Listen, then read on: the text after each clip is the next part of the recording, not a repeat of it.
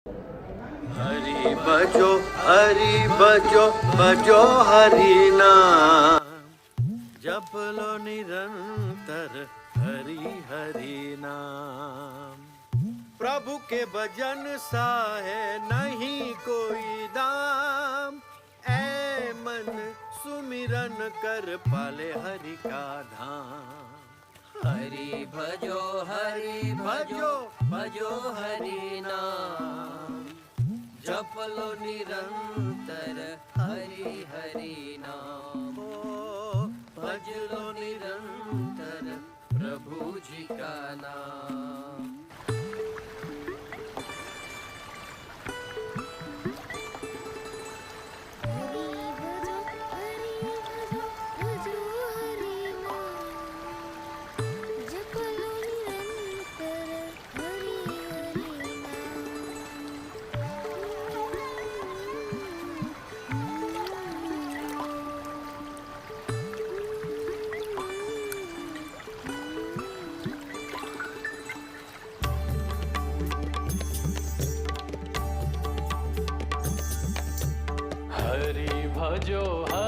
भजो हरि घन श्याम, स्वामी नारायण नीलकंठ नाम। हरि भजो हरि घन श्याम, स्वामी नारायण नीलकंठ नाम।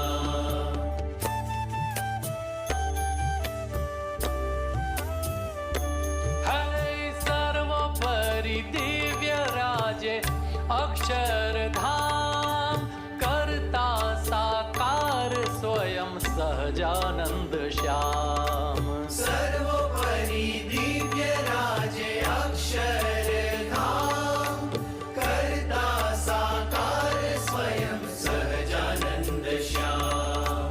हरि भजो हरि घन श्याम,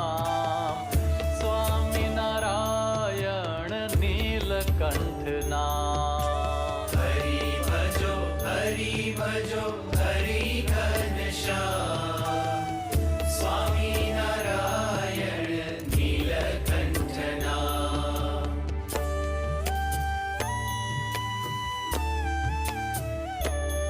है प्रगट मुक्तिदाता गुणातीत धाम, अक्षर ब्रह्म संत सोहे शाश्वत विराम। प्रगट मुक्तिदाता गुणातीत धाम, अक्षर ब्रह्म संत सोहे शाश्वत विराम। हरि भजो हरि घन श्याम, स्वामी नारायण नीलकंठ नाम। हरि भजो हरि घन श्याम, स्वामी नारायण नीलकंठ नाम। भजो तप मूर्ति नीलकंठ नाम। भजो तप मूर्ति नीलकंठ नाम।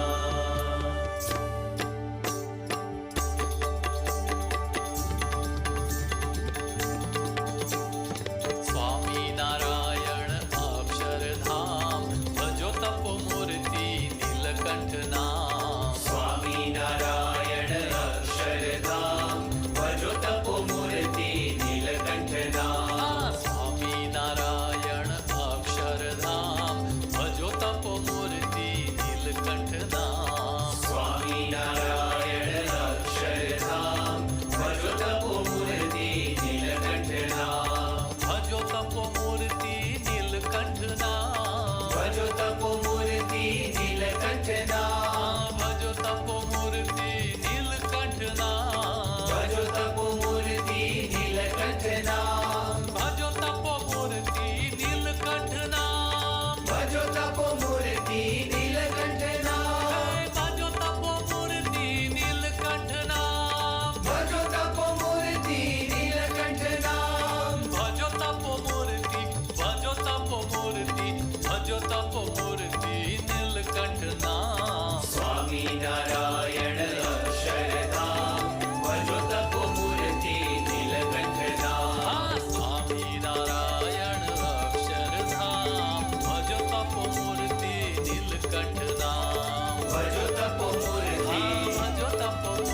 भजो तपोमूर्ति नीलकंठ नाम।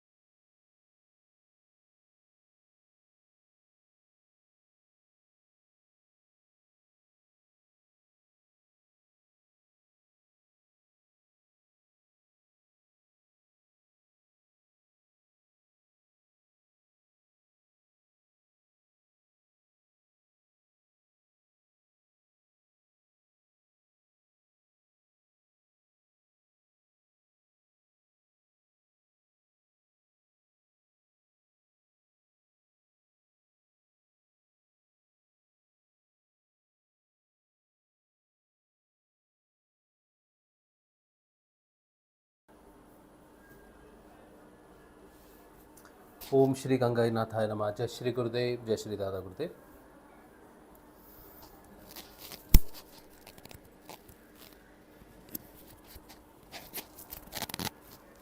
जय श्री गुरुदेव, जय श्री दादा गुरुदेव। चलिए, तो आज का जो सत्संग है शुरू करेंगे। आप सबका बहुत बहुत स्वागत है आज के सत्संग में। और मेरा नाम राज शिव है और मैं एक सिद्ध योग साधक हूँ।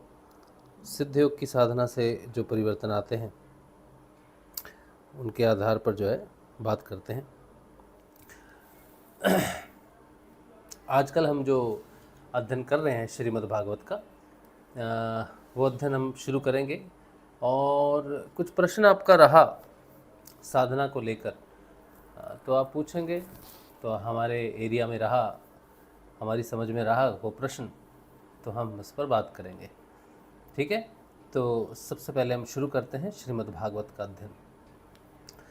और आज शाम को जो है ध्यान नहीं हुआ क्योंकि हम पूरा दिन बाहर थे, कहीं किसी काम से गए थे, इसलिए आने में बहुत देर हो गई। तो इसीलिए शाम का ध्यान नहीं हुआ, सत्संग भी थोड़ा लेट हो रहा है। तो हम शुरू करते हैं श्रीमद् भागवत का अध्ययन। और प्रश्न होगा जो बाद में लेंगे।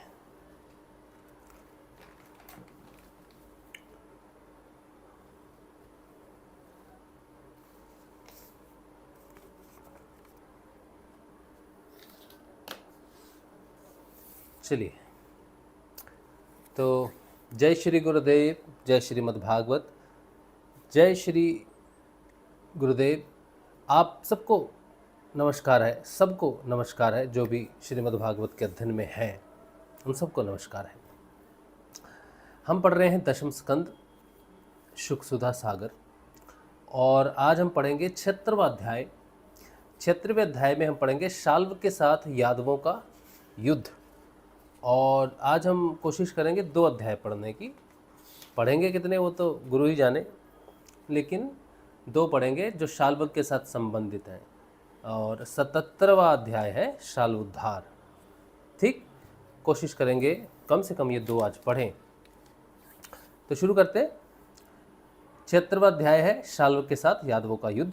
श्री सुखदेव जी कहते हैं, परीक्षित, अब मनुष्य की सी लीला करने वाले भगवान श्री कृष्ण का एक और भी अद्भुत चरित्र सुनो।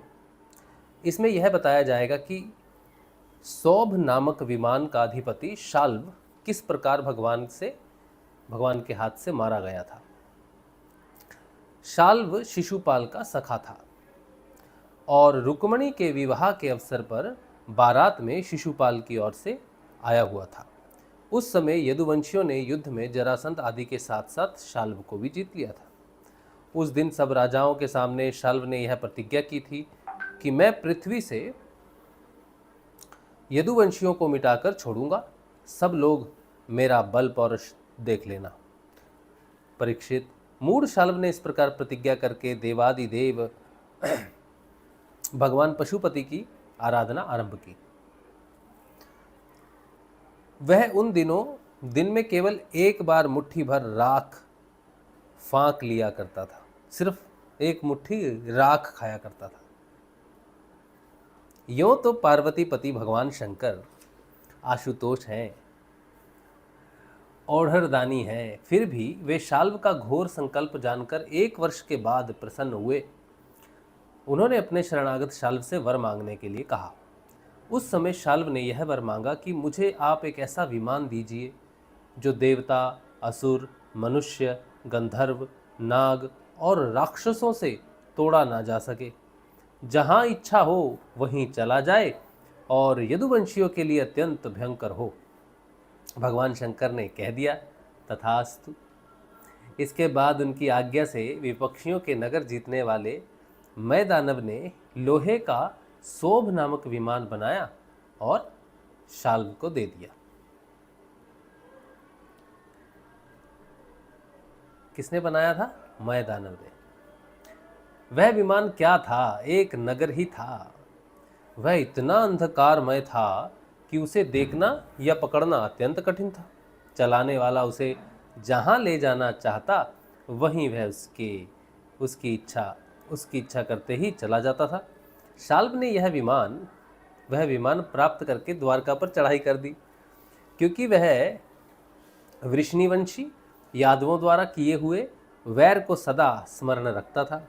परीक्षित, शाल्व ने अपनी बहुत बड़ी सेना से द्वारका को चारों ओर से घेर लिया और फिर उसके फल फूल से लदे हुए उपवन और उद्यानों को उजाड़ने और नगर द्वारों, फाटकों, राजमहलों, अटारियों, दीवारों और नागरिकों के मनोविनोद के स्थानों को नष्ट भ्रष्ट करने लगा। उस श्रेष्ठ विमान से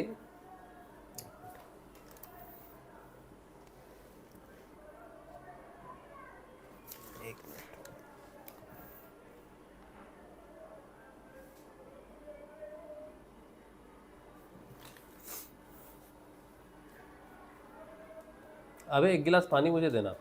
मेरा गिलास टेबल पर उल्टा करके पड़ा हुआ है।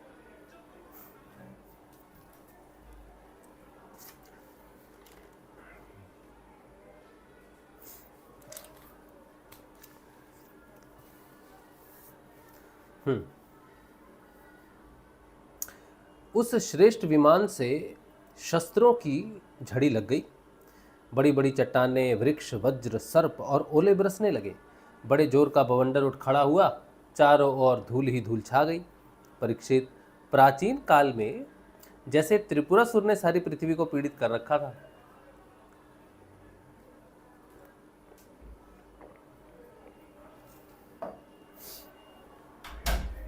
वैसे ही शाल्व के विमान ने द्वारकापुरी को अत्यंत पीड़ित कर दिया। वहां के नर नारियों को कहीं एक क्षण के लिए भी शांति न मिलती थी। परम यशस्वी वीर भगवान प्रद्युम्न ने देखा हमारी प्रजा को बड़ा कष्ट हो रहा है। तब उन्होंने रथ पर सवार होकर सबको ढाढ़स बंधाया और कहा कि डरो मत। उनके पीछे पीछे सात्यकी, चारुदेशन, सांब भाइयों के साथ अक्रूर, कृतवर्मा, भनुविंद, गद, शुक, सारण आदि बहुत से वीर बड़े बड़े धनुष धारण करके निकले। ये सब के सब महारथी थे। सबने कवच पहन रखे थे और सबकी रक्षा के लिए बहुत से रथ। आवाज नहीं आ रही?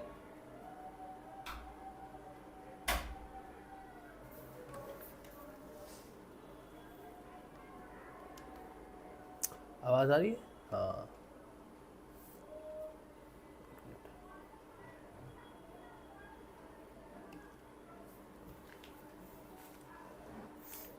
अच्छा ठीक है। चलिए तो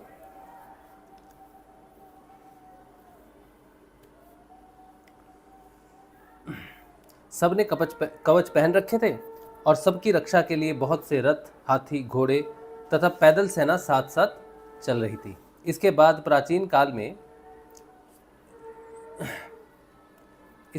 प्राचीन काल में जैसे देवताओं के साथ असुरों का घमासान युद्ध हुआ था, वैसे ही शाल्व के सैनिकों और यदुवंशियों का युद्ध होने लगा। उसे देखकर लोगों के रोंगटे खड़े हो जाते थे। प्रद्युम्न जी ने अपने दिव्य अस्त्रों से क्षण भर में ही सौभपति शाल्व की सारी माया काट डाली। किसने? प्रद्युम्न जी ने। ठीक वैसे ही जैसे सूर्य अपनी प्रखर किरणों से रात्रि का अंधकार मिटा देते हैं, प्रद्युम्न जी के बाणों से सोने के पंख एवं लोहे के फल लगे हुए थे। प्रद्युम्न जी के बाणों में सोने के पंख एवं लोहे के फल लगे हुए थे। उनकी गांठें जान नहीं पड़ती थी। उन्होंने ऐसे ही 25 बाणों से शाल्व के सेनापति को घायल कर दिया। परम मनस्वी प्रद्युम्न जी ने सेनापति के साथ ही शाल्व को भी 100 बाण मारे। फिर प्रत्येक सैनिकों को एक एक और सारथियों को 10-10 तथा वाहनों को 3-3 बाणों से घायल किया। महामना प्रद्युम्न जी के इस अद्भुत और महान कर्म को देखकर अपने एवं पराये सभी सैनिक उनकी प्रशंसा करने लगे। परीक्षित, मैं दानव का बनाया हुआ शाल्व का वह विमान अत्यंत मायामय था। वह इतना विचित्र था कि कभी अनेक रूपों में दिखता तो कभी एक रूप में, कभी दिखता तो कभी नहीं भी दिखता। यदुवंशियों को इस बात का पता ही न चलता कि वह इस समय कहाँ है। वह कभी पृथ्वी पर आ जाता तो कभी आकाश में उड़ने लगता, कभी पहाड़ की चोटी पर चढ़ जाता तो कभी जल में तैरने लगता। वह अलात चक्र के समान मानो कोई दुमुही लुकारियों की बनेठी भांज रहा हो। घूमता रहता था, एक क्षण के लिए भी नहीं ठहरता था। शाल्व अपने विमान और सैनिकों के साथ जहाँ जहाँ दिखाई पड़ता वहीं वहीं यदुवंशी सेनापति बाणों की झड़ी लगा देते। उनके बाण सूर्य और अग्नि के समान जलते हुए तथा विषैले सांप की तरह असहाय होते थे। उनसे शाल्व का नगराकार विमान और सेना अत्यंत पीड़ित हो गई। यहाँ तक कि यदुवंशियों के बाणों से शाल्व स्वयं मूर्छित हो गया। परीक्षित, शाल्व के सेनापतियों ने भी यदुवंशियों पर खूब शस्त्रों की वर्षा कर रखी थी। इससे वे अत्यंत पीड़ित थे, परंतु उन्होंने अपना अपना मोर्चा छोड़ा नहीं।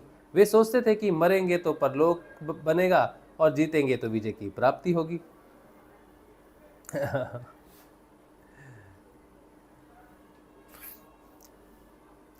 परीक्षित, शाल्व के मंत्री का नाम था द्युमान, जिसे पहले प्रद्युम्न जी ने 25 बाण मारे थे।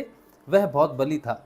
उसने झपट कर प्रद्युम्न जी पर अपनी फौलादी गदा से बड़े जोर से प्रहार किया और मार लिया कहकर गरजने लगा। परीक्षित, गदा की चोट से शत्रु दमन प्रद्युम्न जी का वक्ष स्थल फट सा गया।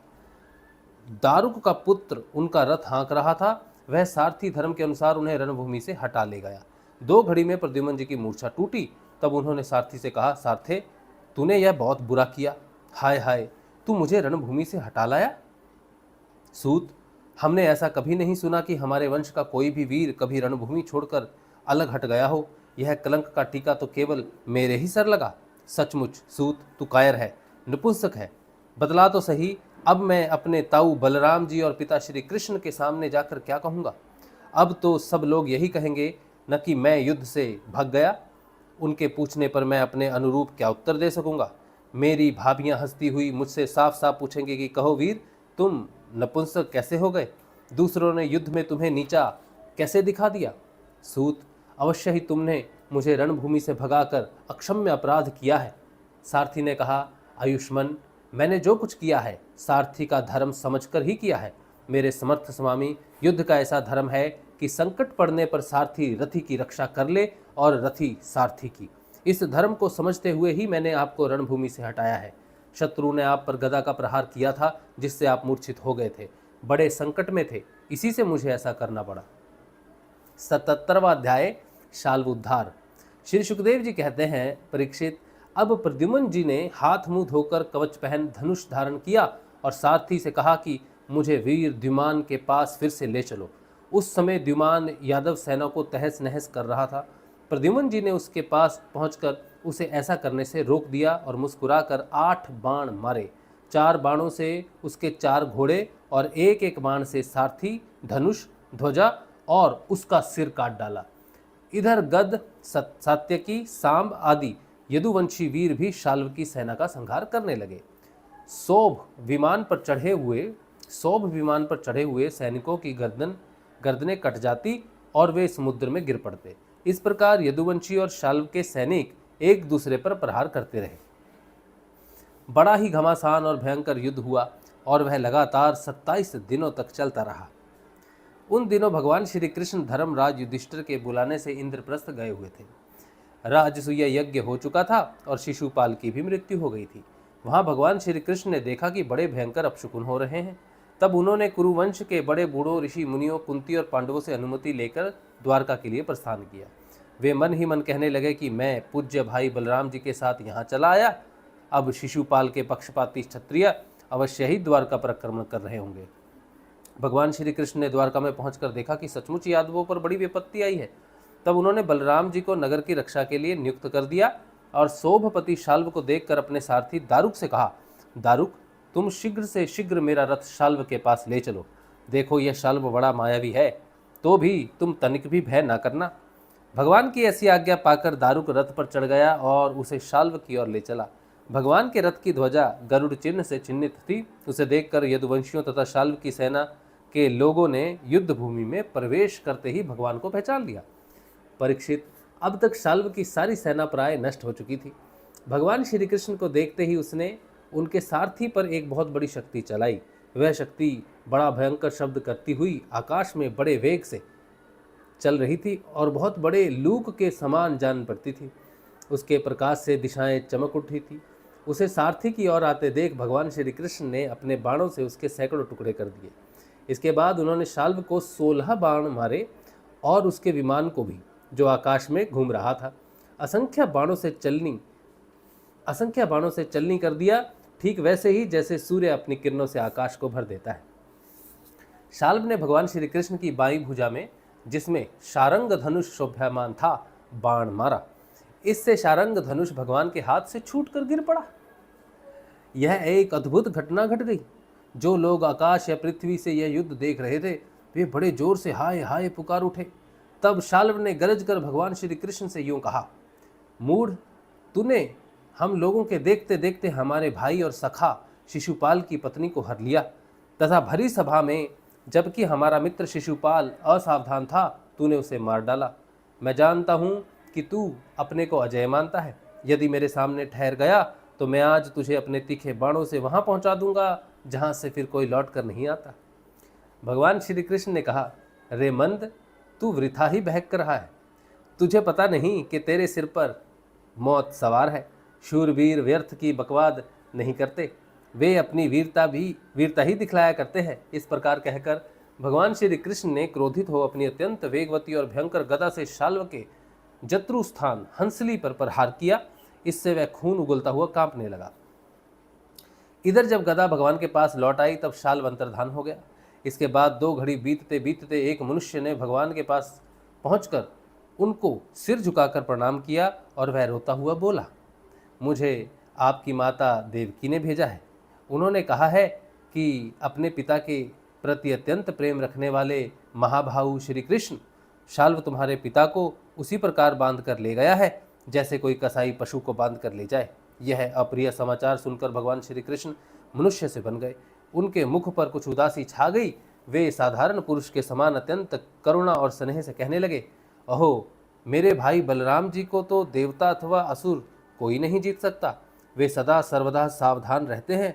शाल्व का बल पौरुष तो अत्यंत अल्प है, फिर भी इसने उन्हें कैसे जीत लिया और कैसे मेरे पिताजी को बांध कर ले गया। सचमुच प्रारब्ध बहुत बलवान है। भगवान श्री कृष्ण इस प्रकार कह ही रहे थे कि शाल्व वसुदेव जी के सामने एक माया रचित मनुष्य लेकर वहां आ पहुंचा और श्री कृष्ण से कहने लगा, मूर्ख, देख, यही तुझे पैदा करने वाला तेरा बाप है, जिसके लिए तू जी रहा है। तेरे देखते देखते मैं इसका काम तमाम करता हूँ। कुछ बल पौरुष हो तो इसे बचा। मायावी शाल्व ने इस प्रकार भगवान को फटकार कर माया रचित वसुदेव का सिर तलवार से काट लिया और उसे लेकर अपने आकाशस्थ विमान पर जा बैठा। परीक्षित, भगवान श्री कृष्ण स्वयं सिद्ध ज्ञान स्वरूप और महानुभाव है। वह ये घटना देखकर 2 घड़ी के लिए अपने स्वजन वसुदेव जी के प्रति अत्यंत प्रेम होने के कारण साधारण पुरुषों के समान शोक में डूब गए, परंतु फिर वे जान गए कि यह तो शाल्व की फैलाई हुई आसुरी माया ही है, जो उसे मैं दानव ने बतलाई थी। भगवान श्री कृष्ण ने युद्ध भूमि में सचेत होकर देखा, ना वहाँ दूत है और ना पिता का वह शरीर। जैसे स्वप्न में एक दृश्य दिखकर लुप्त हो गया हो, उधर देखा तो शाल्व विमान पर चढ़कर आकाश में विचर रहा है। तब वे उसका वध करने के लिए उद्यत हो गए। प्रिय परीक्षित, इस प्रकार की बात पूर्वापर का विचार न करने वाले कोई कोई ऋषि कहते हैं। अवश्य ही वे इस बात को भूल जाते हैं कि श्री कृष्ण संबंध में ऐसा कहना उन्हीं के वचनों के विपरीत है। एक मिनट, ये फिर से पढ़ रहे हैं, समझ में नहीं आ रही। कहते हैं विमान चढ़कर आकाश में विचर रहा है, तब वे उसका वध करने के लिए उद्यत कोई ऋषि। एक मिनट, इस प्रकार की बात पूर्वापर का विचार ना करने वाला, इस प्रकार की बात पूर्वापर का विचार ना करने वाला कोई ऋषि कहते हैं, कोई ऋषि कहते हैं। अवश्य ही वे इस बात को भूल जाते हैं कि श्री कृष्ण के संबंध में मोह, स्नेह और भय, एक मिनट, संबंध में ऐसा कहना उन्हीं के वचनों के विपरीत है। मुझे लगता है कुछ मिसिंग है यहाँ पर।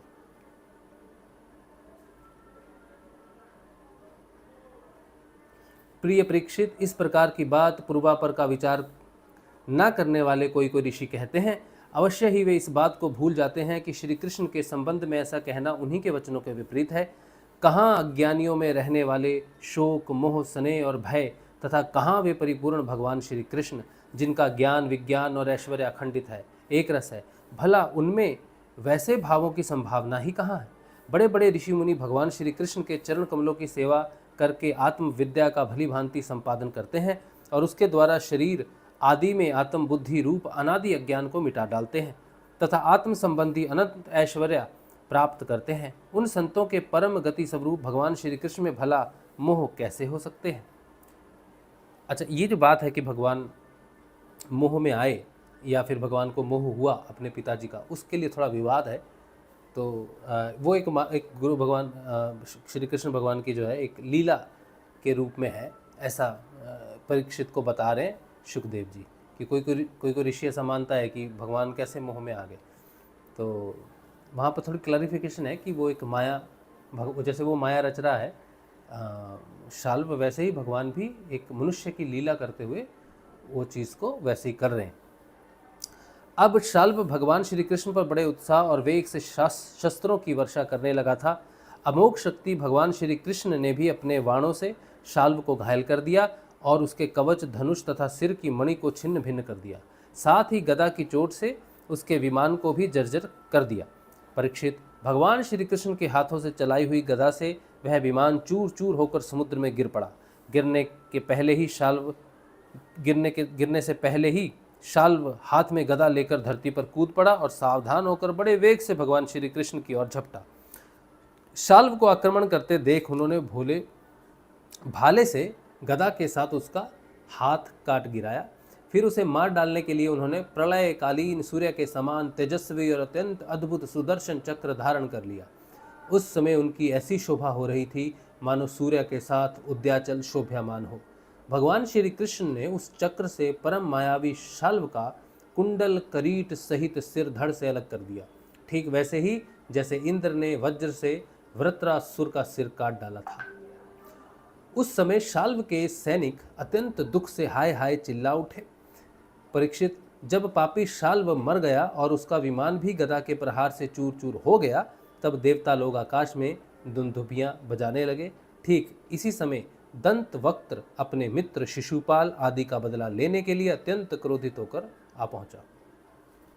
अब एक मरा शिशुपाल, उसके बाद आया शाल्व। अब शाल्व मरा तो एक और उसका दोस्त है, मित्र है, उसका नाम है दंत वक्त्र, तो वो भी जो है क्रोधित होकर वहाँ आ पहुँचा है। तो इसके बाद 78वां अध्याय है दंत वक्त्र और विदुरथ का उद्धार। विदुरथ, दंत वक्त्र और विदुरथ का उद्धार तथा तीर्थ यात्रा में बलराम जी के हाथ से सूत जी का वध। कितना अभी तो टाइम, सिग्नल बहुत वीक है ना, सिग्नल बहुत वीक है।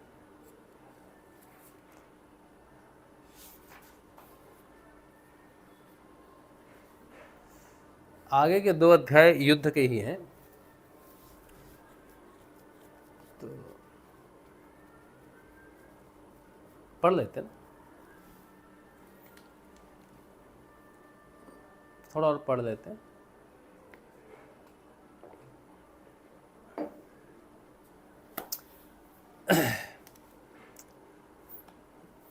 दंत वक्त्र और विदुरथ का उद्धार। श्री सुखदेव जी कहते हैं, ये 78वां अध्याय है। श्री सुखदेव जी कहते हैं, परीक्षित, शिशुपाल, शाल्व और पौंड्रुक के मारे जाने पर उनकी मित्रता का ऋण चुकाने के लिए मूर्ख दंत वक्त्र अकेला ही पैदल युद्ध भूमि में आ धमका। वह क्रोध के मारे आग बबूला हो रहा था। शस्त्र के नाम पर उसके हाथ में एकमात्र गदा थी, परंतु परीक्षित, लोगों ने देखा वह इतना शक्तिशाली है कि उसके पैरों की धमक से पृथ्वी हिल रही है। भगवान श्री कृष्ण ने जब उसे इस प्रकार आते देखा, तब झटपट हाथ में गदा लेकर वे रथ से कूद पड़े। फिर जैसे समुद्र के तट की भूमि उसके ज्वार भाटे को आगे बढ़ाने से रोक देती है, वैसे ही उन्होंने उसे रोक दिया। घमंड के नशे में चूर कुरुष नरेश दंत वक्त्र ने गदा तानकर भगवान श्री कृष्ण से कहा, बड़े सौभाग्य और आनंद की बात है कि आज तुम मेरी आंखों के सामने पड़ गए। कृष्ण, तुम मेरे मामा के लड़के हो, इसलिए तुम्हें मारना तो नहीं चाहिए, परंतु एक तो तुमने मेरे मित्रों को मार डाला है और दूसरे मुझे भी मारना चाहते हो, इसलिए मतिमंद, आज मैं तुम्हें अपनी वज्र कर्कश गदा से चूर चूर कर डालूंगा। मूर्ख, वैसे तो तुम मेरे संबंधी हो, फिर भी हो शत्रु ही, जैसे अपने ही शरीर में रहने वाला कोई रोग हो।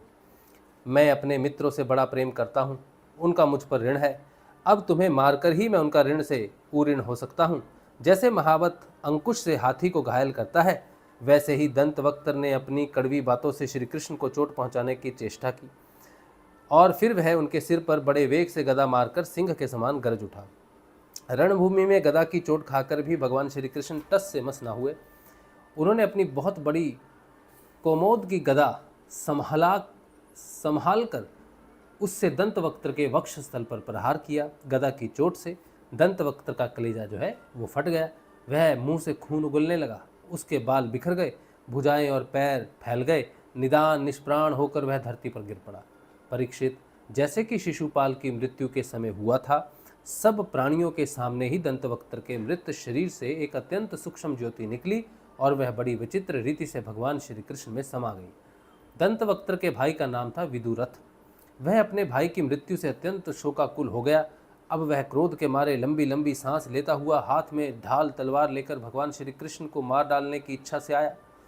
राजेंद्र, जब भगवान श्री कृष्ण ने देखा कि अब वह प्रहार करना ही चाहता है, तब उन्होंने अपने छुरे के समान तीखी धार वाले चक्र से क्रीट और कुंडल के साथ उसका सिर धड़ से अलग कर दिया। इस प्रकार भगवान श्री कृष्ण ने शाल्व, उसके विमान सौभ, दंतवक्त्र और विदुरथ को, जिन्हें मारना दूसरों के लिए अशक्य था, मारकर द्वारकापुरी में प्रवेश किया। उस समय देवता और मनुष्य उनकी स्तुति कर रहे थे। बड़े बड़े ऋषि मुनि ऋषि मुनि, सिद्ध, गंधर्व, विद्याधर और वासुकी आदि महानाग, अप्सराएं, पितृ, यक्ष, किन्नर तथा चारण उनके ऊपर पुष्पों की वर्षा करते हुए उनकी विजय के गीत गा रहे थे। भगवान के प्रवेश के अवसर पर पूरी खूब सजा दी गई थी और बड़े बड़े वृष्णिवंशी यादव वीर उनके पीछे पीछे चल रहे थे। योगेश्वर एवं जगदीश्वर भगवान श्री कृष्ण इसी प्रकार अनेकों खेल खेलते रहते हैं जो पशुओं के समान अविवेकी हैं। भगवान, एक बार फिर से पढ़ते हैं, भगवान के प्रवेश के अवसर पर द्वारकापुरी खूब सजा दी गई थी और बड़े बड़े वृष्णिवंशी यादव वीर उनके पीछे पीछे चल रहे थे। योगेश्वर एवं जगदीश्वर भगवान श्री कृष्ण इसी प्रकार अनेकों खेल खेलते रहते हैं जो पशुओं के समान अविवेकी हैं। वे उन्हें कभी हारते भी देखते हैं, परंतु वास्तव में तो वे सदा सर्वदा विजयी ही हैं। एक बार बलराम जी ने सुना कि दुर्योधन आदि कौरव पांडवों के साथ युद्ध करने की तैयारी कर रहे हैं। वे मध्यस्थ थे, उन्हें किसी का पक्ष लेकर लड़ना पसंद नहीं था, इसलिए वे तीर्थों में स्नान करने के बहाने द्वारका से चले गए। वहां से चलकर उन्होंने प्रभास क्षेत्र में स्नान किया और तर्पण तथा ब्राह्मण भोजन के द्वारा देवता, ऋषि, पितृ और मनुष्यों को तृप्त किया। इसके बाद वे कुछ ब्राह्मणों के साथ जिधर से सरस्वती नदी आ रही थी उधर ही चल पड़े। वे क्रमशः पृथुदक, बिंदुसर, त्रितकूप, सुदर्शन तीर्थ, विशाल तीर्थ, ब्रह्म तीर्थ, चक्र तीर्थ और पूर्व वाहिनी सरस्वती आदि तीर्थों में गए। परीक्षित, तदंतर यमुना तट और गंगा तट के प्रधान तीर्थों में होते हुए वे नैमिषारण्य क्षेत्र में गए। उन दिनों नैमिषारण्य क्षेत्र में बड़े बड़े ऋषि सत्संग रूप महान सत्र कर रहे थे। दीर्घ काल तक सत्संग सत्र का नियम लेकर बैठे हुए ऋषियों ने बलराम जी को आया देख अपने अपने आसनों से उठकर उनका स्वागत सत्कार किया और यथा योग्य प्रणाम आशीर्वाद करके उनकी पूजा की। वे अपनी साथियों के साथ आसन ग्रहण करके बैठ गए और उनकी अर्चा पूजा हो चुकी। तब उन्होंने देखा कि भगवान व्यास के शिष्य रोमहर्षण व्यास गद्दी पर बैठे हुए हैं। बलराम जी ने देखा कि रोमहर्षण जी सूत जाति में उत्पन्न होने पर भी उन श्रेष्ठ ब्राह्मणों से ऊंचे आसन पर बैठे हुए हैं और उनके आने पर ना तो उठकर स्वागत करते हैं और न हाथ जोड़कर प्रणाम ही करते हैं। इस पर बलराम जी को क्रोध आ गया। वे कहने लगे कि यह रोमहर्षण प्रतिलोम जाति का होने पर भी इन श्रेष्ठ ब्राह्मणों से तथा धर्म के रक्षक हम लोगों से ऊपर बैठा हुआ है, इसलिए यह द्रुबद्धि मृत्यु दंड का पात्र है। भगवान व्यास देव का शिष्य होकर इसने इतिहास, पुराण, धर्मशास्त्र आदि बहुत से शास्त्रों का अध्ययन भी किया है, परंतु अभी इसका अपने मन पर संयम नहीं है। यह विनयी नहीं, उदंड है। इस अजीत आत्मा ने झूठ मूठ अपने को बहुत बड़ा पंडित मान रखा है। जैसे नट की सारी चेष्टाएं अभिनय मात्र होती हैं, वैसे ही इसका सारा अध्ययन स्वांग के लिए है। इससे ना इसका लाभ है और ना किसी दूसरे का। जो लोग धर्म का चिन्ह धारण करते हैं परंतु धर्म का पालन नहीं करते, वे अधिक पापी हैं और वे मेरे लिए वध करने योग्य हैं इस जगत में। इसलिए मैंने अवतार धारण किया है। भगवान बलराम यद्यपि तीर्थ यात्रा के कारण दुष्टों के वध से भी अलग हो गए थे, फिर भी इतना कहकर उन्होंने अपने हाथ में स्थित कुश की नोक से उन पर प्रहार कर दिया और वे तुरंत मर गए। होनहार ही ऐसी थी। सूत जी के मरते ही सब ऋषि मुनि हाय हाय करने लगे। सबके चित्त खिन्न हो गए। उन्होंने देवादिदेव भगवान बलराम जी से कहा, प्रभु आपने यह बहुत बड़ा अधर्म किया। यदुवंश शिरोमणे सूत जी को हम ही लोगों ने ब्राह्मणोचित आसन पर बैठाया था और जब तक हमारा यह सत्र समाप्त ना हो तब तक के लिए उन्हें शारीरिक कष्ट से रहित आयु भी दे दी थी। आपने अनजान में यह ऐसा काम कर दिया कि ब्रह्म हत्या के समान है। हम लोग यह मानते हैं कि आप योगेश्वर हैं, वेद भी आप पर शासन नहीं कर सकता। फिर भी आपसे यह प्रार्थना है कि आपका यह अवतार लोगों को पवित्र करने के लिए हुआ है। यदि आप किसी की प्रेरणा के बिना स्वयं अपनी इच्छा से ही इस ब्रह्म हत्या का प्रायश्चित कर लेंगे तो इससे लोगों को बहुत शिक्षा मिलेगी। भगवान बलराम ने कहा, मैं लोगों को शिक्षा देने के लिए, लोगों पर अनुग्रह करने के लिए इस ब्रह्म हत्या का प्रायश्चित अवश्य करूँगा। अतः इसके लिए प्रथम श्रेणी का जो प्रायश्चित हो आप लोग उसी का विधान कीजिए। आप लोग इस सूत को लंबी आयु, बल, इंद्रिय शक्ति आदि जो कुछ भी देना चाहते हो मुझे बतला दीजिए, मैं अपने योग बल से सब कुछ संपन्न किए देता हूँ। ऋषियों ने कहा, बलराम जी आप ऐसा कोई उपाय कीजिए जिससे आपका शस्त्र, पराक्रम और इनकी मृत्यु भी व्यर्थ ना हो और हम लोगों ने इन्हें जो वरदान दिया था वह भी सत्य हो जाए। भगवान बलराम ने कहा, ऋषियों, वेदों का ऐसा कहना है कि आत्मा ही पुत्र के रूप में उत्पन्न होता है। आहा आहा, ये बात है, क्या बात है।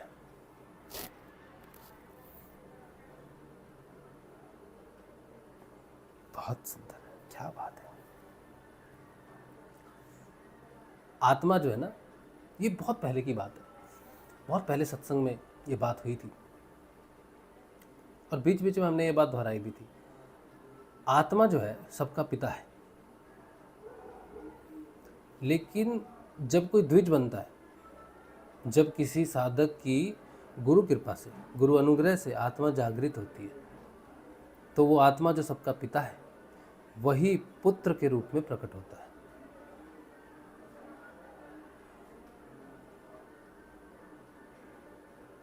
इतना गहरा रहस्य है जिसको बाइबल आज तक समझ नहीं पाई।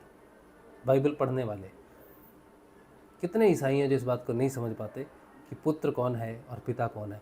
और जब जीसस कहते हैं कि जो पिता का है वो मेरा है, तो जब जीसस ये भी कहते हैं कि मैं पुत्र हूँ, तो वो यही कहते हैं कि मैं आत्म स्वरूप हूँ और आत्मा ही परमात्मा का अंश है। तो इसीलिए जो परमात्मा का है वो आत्मा का है, तो वो आत्मा और परमात्मा की बात करते हैं। और बलराम जी ने देखो एक लाइन में कितनी सुंदर वो व्याख्या दी है। और गुरु जी ने भी कहा है कि जो जीसस ने जो पढ़ा, जो शिक्षा ली कई वर्षों तक भारत में रहकर, वो वेदांतियों से शिक्षा लेके गया था। वो हमारी भाषा बोल रहा था वहाँ पर, इसीलिए उनको समझ में नहीं आई और लोगों ने उसे सूली पर चढ़ा दिया। आत्मा ही है जो पिता है सबका, लेकिन जब वो प्रकट होता है, जब कोई जागृत होता है, द्विज होता है, तो पुत्र के रूप में आत्मा प्रकट होती है स्वर्ण ग्रह से। बड़ा अद्भुत योग है, जो पाएगा वो जानेगा।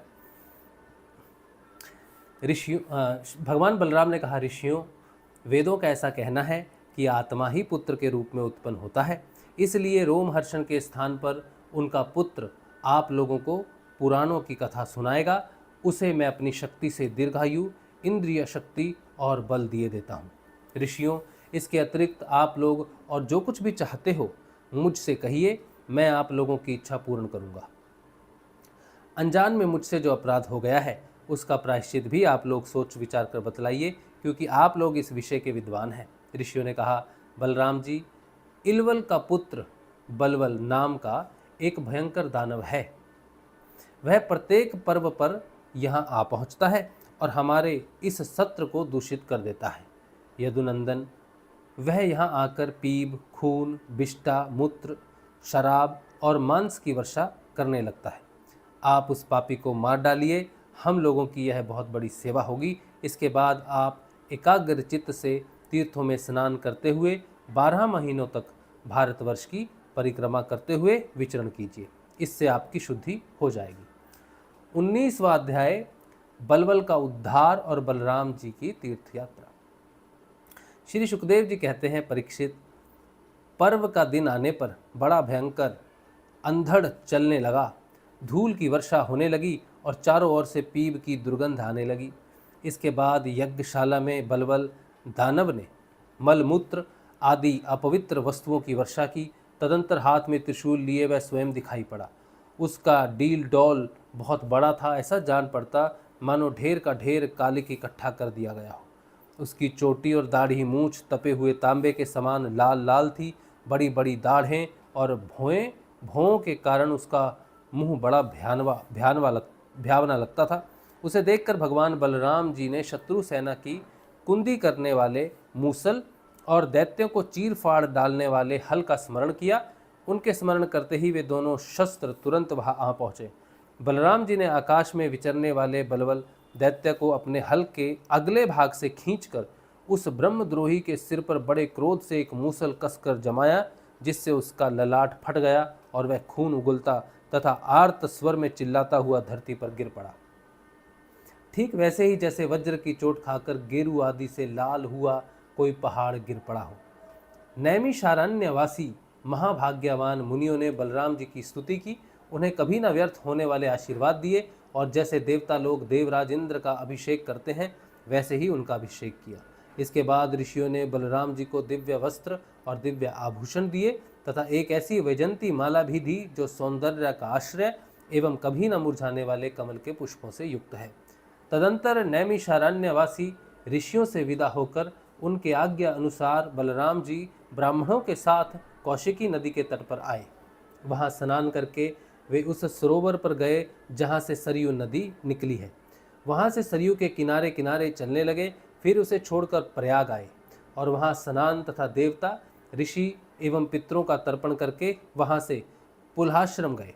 वहां से गंडकी, गोमती तथा विपाशा नदियों में तर्पण करके वहां से विपाशा नदियों में स्नान करके वे सोन नद के तट पर गए और वहां स्नान किया। इसके बाद गया में जाकर पितरों का वसुदेव जी के आज्ञा अनुसार पूजन यजन किया। फिर गंगा सागर संगम पर गए, वहां भी स्नान आदि तीर्थ कृत्यों से निवृत्त होकर महेंद्र पर्वत पर गए। वहां परशुराम जी का दर्शन और अभिवादन किया। तदंतर सप्त गोदावरी, वेणा, पंपा और भीमरथी आदि में स्नान करते हुए स्वामी कार्तिक का दर्शन करने गए तथा वहां से महादेव जी के निवास स्थान श्री शैल पर पहुंचे। इसके बाद भगवान बलराम ने द्रविड़ देश के परम पुण्यमय स्थान वेंकटाचल बालाजी का दर्शन किया और वहां से वे कामाक्षी, शिवकांची, विष्णुकांची होते हुए तथा श्रेष्ठ नदी कावेरी में स्नान करते हुए पुण्य में श्रीरंग क्षेत्र में पहुँचे। श्रीरंग क्षेत्र में भगवान विष्णु सदा विराजमान रहते हैं। वहाँ से उन्होंने विष्णु भगवान के क्षेत्र ऋषभ पर्वत, दक्षिण मथुरा तथा बड़े बड़े महापापों को नष्ट करने वाले सेतुबंध की यात्रा की। वहाँ बलराम जी ने ब्राह्मणों को 10,000 गौएं दान की। फिर वहाँ से कृतमाला और ताम्रपर्णी नदियों में स्नान करते हुए वे मलय पर्वत पर गए। वह पर्वत 7 कुल पर्वतों में से एक है। वहाँ पर विराजमान अगस्त्य मुनि को उन्होंने नमस्कार और अभिवादन किया। अगस्त्य जी से आशीर्वाद और अनुमति प्राप्त करके बलराम जी ने दक्षिण समुद्र की यात्रा की। वहाँ उन्होंने दुर्गा देवी का कन्याकुमारी के रूप में दर्शन किया। इसके बाद वे फाल्गुन तीर्थ अनंत शयन क्षेत्र में गए और वहाँ के सर्वश्रेष्ठ पंचाप सरस तीर्थ में स्नान किया। उस तीर्थ में सर्वदा विष्णु भगवान का सानिध्य रहता है। वहाँ बलराम जी ने 10,000 गौएं दान की। अब भगवान बलराम वहाँ से चलकर केरल और त्रिगर्त देशों में होकर भगवान शंकर के क्षेत्र गोकर्ण तीर्थ में आए। वहाँ सदा सर्वदा भगवान शंकर विराजमान रहते हैं। वहाँ से जल से घिरे द्वीपों में निवास करने वाली आर्य देवी का दर्शन करने गए। फिर उस द्वीप से चलकर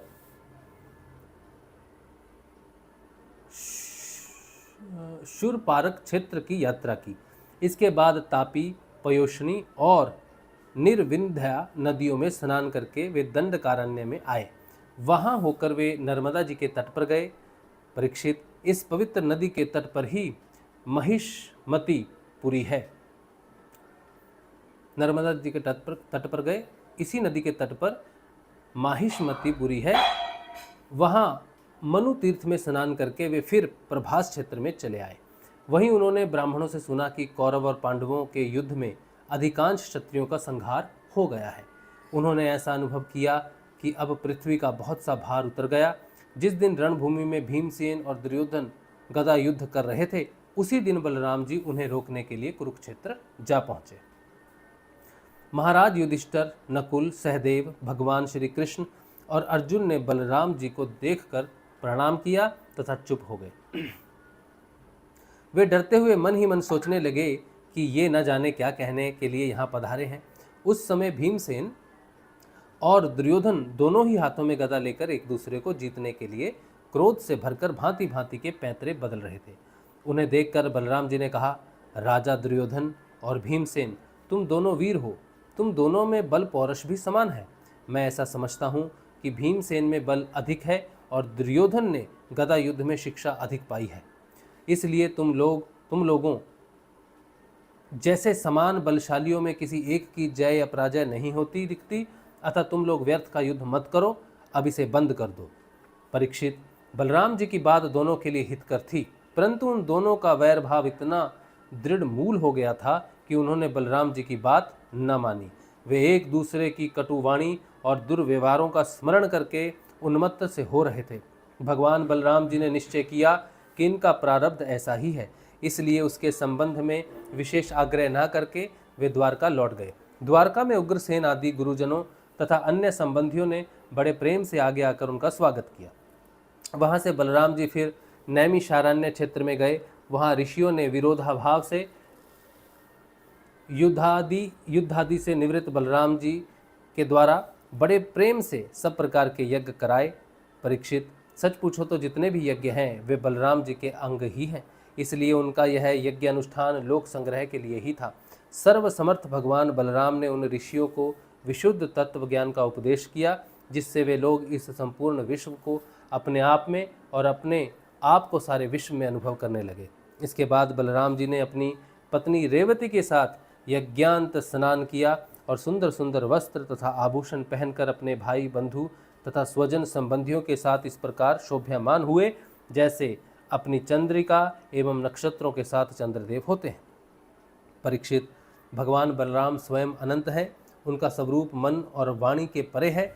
उन्होंने लीला के लिए ही यह मनुष्यों का सा शरीर ग्रहण किया है। उन बलशाली बलराम जी के ऐसे ऐसे चरित्रों की गिनती भी नहीं की जा सकती। जो पुरुष अनंत सर्वव्यापक अद्भुत कर्मा भगवान बलराम जी के चरित्रों का साया प्रातः स्मरण करता है, वह भगवान का अत्यंत प्रिय हो जाता है। ये अध्याय खत्म होता है। इसके बाद 80वां अध्याय है श्री कृष्ण के द्वारा सुदामा जी का स्वागत। ये हम कल पढ़ेंगे। ये कल पढ़ेंगे, ठीक है। चलिए, तो मुझे ऐसा लगता है कि महाभारत का इसमें कुछ नहीं आएगा। महाभारत का वो बलराम जी की यात्रा, इधर बलराम जी की यात्रा बता दी है, उधर युद्ध है, युद्ध वाला बात नहीं हुई है। सिर्फ बलराम जी की यात्रा पे कंसंट्रेट किया है। मतलब बाईपास कहते हैं ना जिसे, युद्ध को बाईपास कर ऐसा हमें लगता है, क्योंकि ज़्यादा कुछ नहीं है। फिर भी हो सकता है, हमें मालूम नहीं है, हमने पढ़ी नहीं है श्रीमद् भागवत कि कितना इसमें विस्तृत वर्णन आएगा महाभारत के युद्ध का, वो हमें नहीं मालूम है। बाकी देखेंगे बाद में। अच्छा चलिए, अब जो है कुछ एक प्रश्न मुझे लगता है कि आ रहे हैं। क्या प्रश्न हो सकते हैं?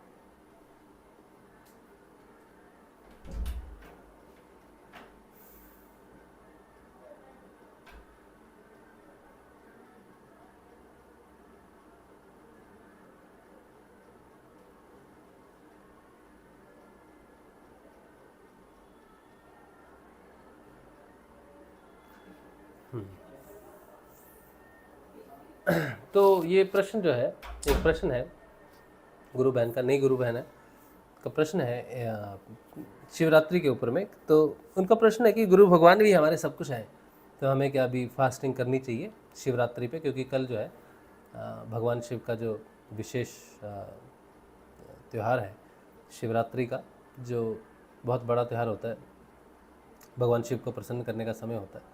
तो वो शिवरात्रि का त्यौहार जो है वो मनाएं, आप ज़रूर मनाएं।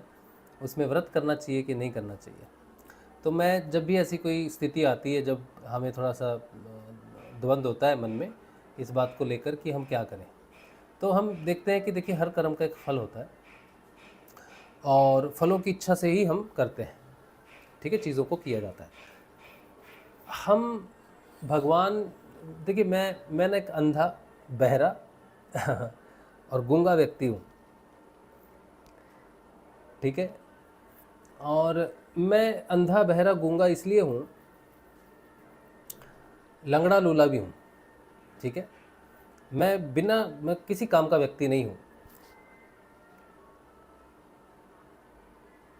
मैं किसी काम, कोई किसी काम का व्यक्ति होते हैं जिसके हाथ पैर हो, आँखें हो, कान हो, जीवा हो, जिसकी इच्छा हो, सब कुछ हो, वो कुछ ना कुछ करता है इस संसार में। हर व्यक्ति कुछ ना कुछ करता है संसार में। लेकिन हम 2019 के बाद, मैं आपको जो बात बता रहा हूँ ना, मैं ये बात बहुतों को बताता हूँ जो कभी मुझे दूसरी पूजाएं करने के लिए कहते हैं, या ये कर लो वो कर लो, ये भगवान शिव है, सारी दुनिया ऐसा करती है, वो करते हैं, ये करते हैं। ऐसी बहुत सारी चीज़ें हैं। जैसे ये महाकुंभ था अभी मैं महाकुंभ में भी गया, लेकिन मैं अपनी इच्छा से नहीं गया।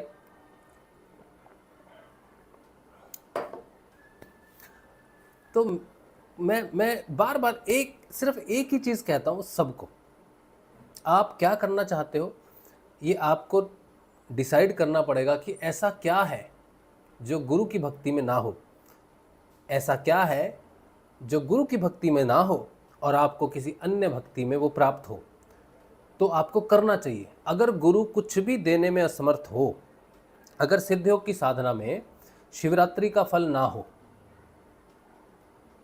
अगर सिद्धयोग की साधना में गंगा स्नान का फल ना हो, अगर गुरु की आराधना में, गुरु की बताई आराधना में ये महाकुंभ 144 साल का हो, चाहे करोड़ों करोड़ों साल के बाद भी कोई कुंभ आए, उसका जो भी फल हो, वो अगर गुरु की आराधना में ना हो तो आपको वो कर लेने चाहिए।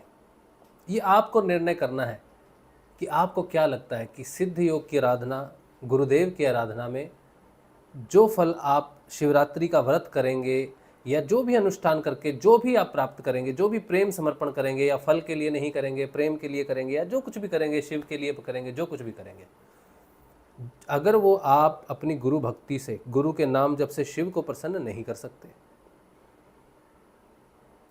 अगर गुरु के दिए हुए नाम जप से, गुरु के दिए हुए ध्यान से शिव प्रसन्न नहीं होते और वो शिवरात्रि के व्रत से प्रसन्न होते हैं, तो आपको शिवरात्रि का व्रत ही करना चाहिए। क्योंकि शिव को प्रसन्न करना है आपको, कोई फल नहीं चाहिए, कोई वर नहीं चाहिए, सिर्फ भगवान की प्रसन्नता के लिए आपको करना है। तो शिव से कहो ये बात डट कर कि हे शिव, हम ये मानते हैं कि गुरु की आराधना से बड़ी तुम्हारी आराधना है, इसलिए हम तुम्हारी आराधना, तुम्हारा व्रत करते हैं कि आप प्रसन्न हो। बस तो आप करो, शिव को बता दो, लेकिन ये संकल्प जरूर कर लेना कि हमें ऐसा लगता है कि गुरु की आराधना से आप प्रसन्न नहीं होते हैं, आप शिवरात्रि के विशेष आराधना से प्रसन्न हो सकते हैं, इसीलिए हम ये कर रहे हैं। अगर गुरु की आराधना से प्रसन्न होते तो क्यों करने की ज़रूरत थी। ये मेरा जवाब है, थोड़ा कटु हो सकता है, थोड़ा कड़वा हो सकता है, लेकिन मैंने आपसे कहा है कि मैं एक अंधा, बहरा, गूंगा, लंगड़ा, लूला व्यक्ति हूँ, मैं एक मृत व्यक्ति हूँ। 2019 के बाद मैं अपने आप को मृत मानता हूँ, और ये बात मैंने हमेशा कही है। जब भी मेरे अपने, चाहे मेरे परिवार के लोग हों, चाहे मेरा कोई दोस्त हो, या मेरा कोई संबंधी हो, या कोई साधक हो, या कोई भी व्यक्ति हो, जब मुझे किसी भी प्रकार की कोई ऐसी आराधना करने के लिए बोलता है, क्योंकि मैं पहले से आराधना रत हूँ, मैं पहले से ही चल रहा हूँ, मेरे 2 ही पाँव हैं, 2 पाँव से मैं चल सकता हूँ, एक यात्रा में कर सकता हूँ, एक पथ पर मैं चल सकता हूँ, मैं 2 पथों पर एक साथ अपने 2 पाँव से नहीं चल सकता हूँ। तो ये समझा नहीं पाता लोग, जब मुझे कहते हैं ना ये कर लो वो कर लो, तो मैं जो है सत्य जो है वो मैं बोल देता हूँ कि 2019 में मेरी मृत्यु हो गई है, अब मैं नहीं हूँ। और जो मर चुका है, जिसकी मृत्यु हो चुकी है, वो कोई अनुष्ठान कैसे कर सकता है, वो कोई व्रत कैसे कर सकता है, वो कोई तीर्थ कैसे कर सकता है, उसके स्नान का क्या लाभ है, उसके किसी भी कर्म का क्या लाभ है, वो चाहे शिव का हो, चाहे कृष्ण का हो, चाहे गंगा स्नान हो, चाहे कुंभ स्नान हो, कुछ भी हो, किसी मरे हुए व्यक्ति की लाश को कहीं भी डुबो दो जाके, उससे मरे हुए व्यक्ति से कोई भी अनुष्ठान करवा लो, वो तो मर गया है, उसका उसमें भाव ही नहीं है, उसका उसमें प्राण ही नहीं है, एक पत्थर है वो। अब पत्थर पूजाएं करके क्या करेगा।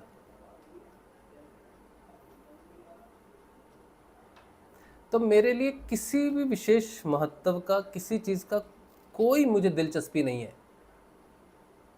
मैं जो कुछ भी कर रहा हूँ वो मेरे प्रारब्धवश हो रहा है। अगर मैं कुंभ भी गया तो वो प्रारब्धवश चला गया बस, क्योंकि मेरे जीवन जो है, जो चल रहा है 2019 के बाद जो चल रहा है, ये अपने आप चल रहा है। ये कहाँ तक चलेगा, कब तक चलेगा, हमको मालूम नहीं। हमारा जो पर्पस था, हमने जहाँ तक अपना जीवन जीना था वो 2019 तक जी लिया। व्यक्तिगत जीवन 2019 तक जी लिया हमने। महत्वाकांक्षाओं का, इच्छाओं का, पूजाओं का, प्रार्थनाओं का, सब कुछ कर लिया हमने।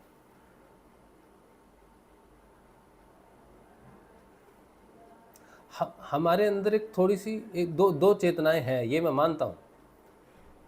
एक है व्यक्तिगत चेतना, जो मेरी बाहरी चेतना है, जो मेरा घर परिवार, मेरी पत्नी, मेरा बेटा, ये दोस्त बंधु जो भी हैं, ये बाहरी चेतना है।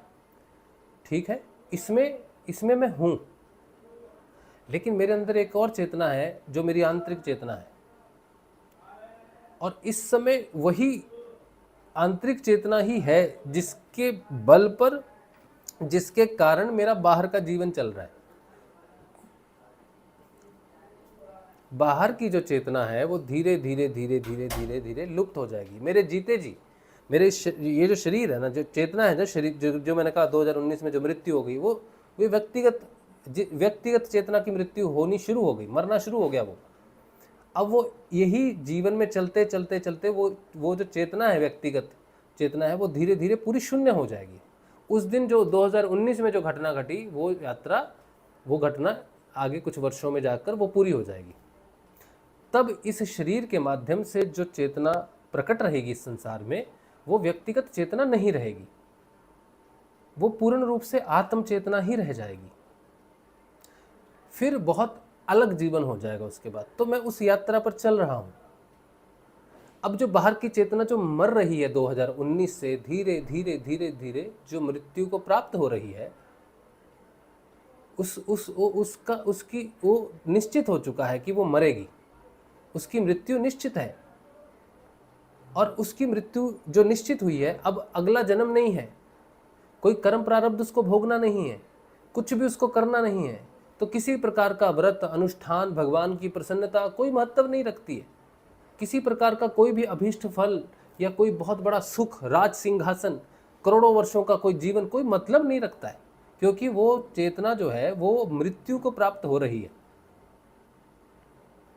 उसको किसी फल की जरूरत नहीं है, किसी फल से उसकी यात्रा को लंबा करने की जरूरत नहीं है। ये बात मेरी समझ में नहीं आ रही, आएगी भी नहीं। दुख होगा मेरे अपनों को सुनकर, क्या बकवास कर रहा है। लेकिन यही साधना की सच्चाई है। साधना व्यक्ति क्यों करता है? क्यों आते हैं लोग साधना में? क्यों कर रहे हो तुम साधना? क्योंकि तुम्हारा अगला जन्म ना हो। और तुम्हारा अगला जन्म तब नहीं होगा जब तुम्हारी व्यक्तिगत चेतना मर जाएगी और तुम्हारी जो आत्म चेतना है वो प्रकट हो जाएगी। इस शरीर में तुम्हारा शरीर रहेगा, जो शरीर तुमको दिख रहा है ये रहेगा। इसकी मृत्यु की बात मैं कभी नहीं करता।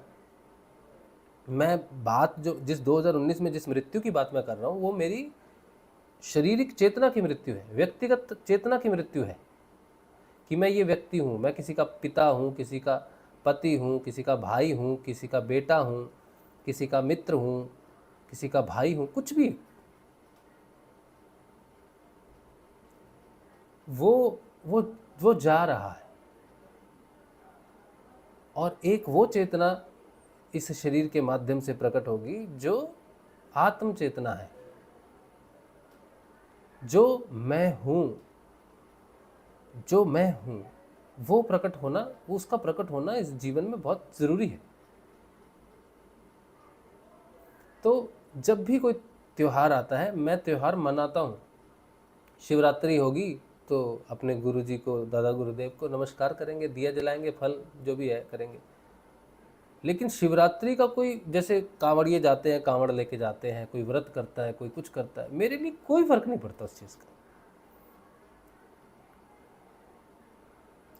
आप लोगों को ये बात समझनी पड़ेगी कि साधना का मतलब होता है, बाहरी जितने भी अनुष्ठान होते हैं उनका कोई फल नहीं है फिर किसी के लिए भी, ना किसी व्रत का है, कुछ भी नहीं। और अगर आप चाहते हो कि आप किसी फल के लिए नहीं कर रहे, शिव को प्रसन्न करने के लिए, ब्रह्म को प्रसन्न करने के लिए, कृष्ण को प्रसन्न करने के लिए, विष्णु को प्रसन्न करने के लिए, शक्ति को, काली को, देवी को प्रसन्न करने के लिए कुछ कर रहे हैं, तो अपने गुरु की आज्ञा का सिर्फ पालन करना ही यथेष्ट है। कोई दिन, कोई मुहूर्त, दिन, रात, काल कुछ भी नहीं है। साधना में न दिन है न रात है। जब तक आप आत्म रूप से जागृत नहीं होते तब तक कोई ब्रह्म मुहूर्त एक साधक के लिए ब्रह्म मुहूर्त हो सकता है, जब तक वो आत्म रूप से चेतन नहीं होता, द्विज नहीं होता है। जब तक उसकी आत्म चेतना प्रकट नहीं होती है तब तक ये हो सकता है कि उसके लिए एक मुहूर्त हो, उसके लिए एक समय हो, उसके लिए दिन और रात हो, तब तक हो सकता है, क्योंकि तब तक वो प्रयास कर रहा है, तब तक उसकी व्यक्तिगत चेतना ही कार्यरत है। लेकिन जिस दिन गुरु कृपा से, गुरु अनुग्रह से वो द्विज हो जाता है, जिस दिन उसकी आत्मा जागृत हो जाती है, उस दिन बाहर के कोई भी प्रयत्न किसी काम के नहीं रह जाते, क्योंकि फिर सारा जो ड्राइवर है, जो चलाने वाला है, वो अंदर की चेतना है। फिर बाहर वाला सिर्फ उसको साक्षी भाव से देखता भर है, कुछ कर नहीं सकता, कुछ करने से कोई लाभ नहीं है उसका। अब जो अंदर से घटना घट रही है वही जीवन में बाहर उसको साक्षी होके बस देखना भर है, कुछ नहीं बदल सकता। किसी यज्ञ से, किसी तपस्या से, किसी कर्म से, किसी तीर्थ से, किसी व्रत से अब वो कुछ नहीं कर सकता है, क्योंकि अब जो कुछ भी करना है वो उसकी आत्म चेतना ने ही प्रकट होना है। सूर्य एक बार उदय हो जाए तो आप कितनी ही मोमबत्तियां जला लो, कितनी ही मशाले जला लो, सारे जंगल को या पृथ्वी को पूरी अग्नि से भर दो, तब भी वो उतना प्रकाश नहीं करेंगी जितना सूर्य करेगा। आत्मा वही सूर्य प्रकाश है, आत्म चेतना वही सूर्य का प्रकाश है। और बाहर का जो हम जितने भी अनुष्ठान करते हैं आत्म चेतना के बाद, वो वैसे ही व्यर्थ हो जाते हैं, उनका प्रकाश वैसे ही व्यर्थ है जैसे सूर्य के सामने बाकी सारे प्रकाश। तो जब महाप्रकाश आपके अंदर हो गया है तो फिर कोई बाहर कुछ मतलब नहीं बनता। मैंने जो आपको बातें कही है ना, ये बातें आपको वहाँ सुनने में मिलेंगी जब आपको कोई ऐसा तपस्वी मिलेगा, कोई ऐसा योगी मिलेगा, वो जब बोलेगा तब आपको यकीन आएगा। मेरी बात पे आपको यकीन नहीं आएगा, क्योंकि मैं तो साधारण व्यक्ति हूँ, ग्रस्त व्यक्ति हूँ, इसलिए मेरी बात का आपको मोल नहीं होगा। मैं जो बोल रहा हूँ कोई मोल नहीं हुआ इसका। लेकिन यही बात जो मैंने बोली है, यही आपको उन जो अघोरी, जो करोड़ों अघोरी वहाँ स्नान कर रहे हैं ना, उनसे पूछो क्यों अपना पिंड दान करके आते हैं। वो तो बाहर से अपना पिंड दान करते हैं, तब जाके अघोरी या तब जाके वो नागा साधु होते हैं, अपना पिंड दान करके आते हैं, अपनी मृत्यु करके आते हैं। वो क्यों करके आते हैं, उसका क्या अर्थ है? वो बाहरी है।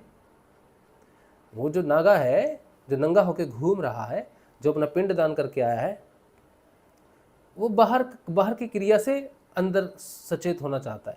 लेकिन मैं जो कह रहा हूँ वो मेरे साथ अंदर हो चुका। 2019 में वो पिंडदान अंदर हो चुका, वो घटना अंदर घट चुकी, क्योंकि मैंने आंतरिक रूप से उसे देखा है, इसलिए मैं उसको बोल रहा हूँ। और जो नागा आप बाहर देख रहे हो वो बाहर करते हैं, इसलिए आप उन्हें करता हुआ देख रहे हो।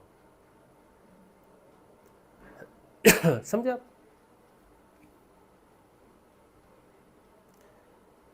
तो मेरे लिए कोई दबंध नहीं है किसी प्रकार का भी। अभी तो आज तो मेरी पत्नी भी बोल रही थी कि भाई शिवरात्रि है, एक दिन है, एक दिन थोड़ा अनुष्ठान कर लो। हमने कहा जिस दिन हमने एक दिन का अनुष्ठान किया उस दिन हमारे बाकी 364-65 दिन बर्बाद हो जाएंगे।